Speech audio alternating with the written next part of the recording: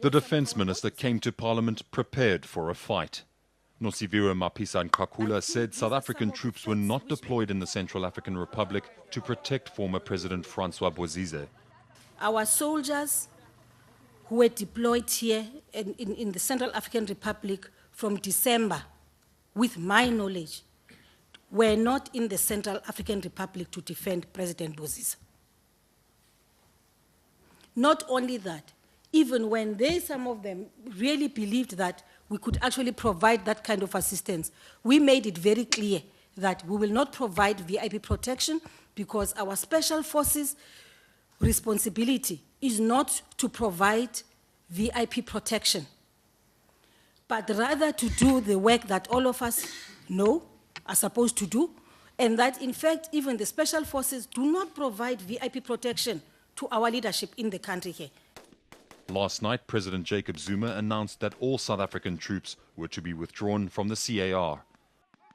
Zuma attended an extraordinary summit of Central African states in Chad yesterday.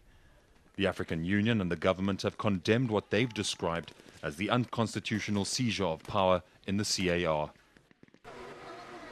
Mapisa-Nqakula says troops were being withdrawn shortly after the CAR's government collapsed, so last night's announcement was merely a formality. The President was very resolute that we had taken this decision already and that ours now is to implement the decision. Of course, I should say this, that by the time we went to the summit, it was just a matter of pronouncing the matter. We started withdrawing from the Central African Republic.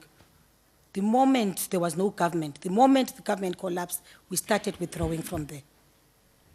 So even as we were discussing yesterday, in fact, we were talking about a very small number of people who are still in the Central African Republic.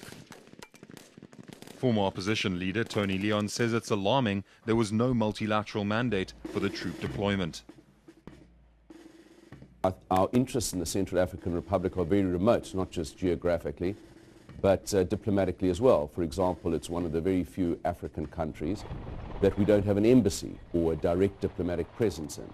And that would suggest that our immediate interests or our continental interests are not served there. Secondly, we as South African, and I indeed was until very recently one of South Africa's diplomats overseas, put enormous emphasis on the issue of multilateralism. In other words, before you deploy troops or take other interventionist measures outside your own borders, you should have a multilateral mandate. And the one matter that's beyond dispute or debate now is that there was no multilateral mandate for the deployment of South African troops. It wasn't according to an agreement with either the United Nations or the African Union. It was on the basis of a bilateral agreement with a single government, the now ousted government of President Francois Bozize. So the question is, why did we go in there on the basis of a bilateral agreement when we have bilateral agreements with many, many other countries across the world, and we don't always enforce them or act upon them?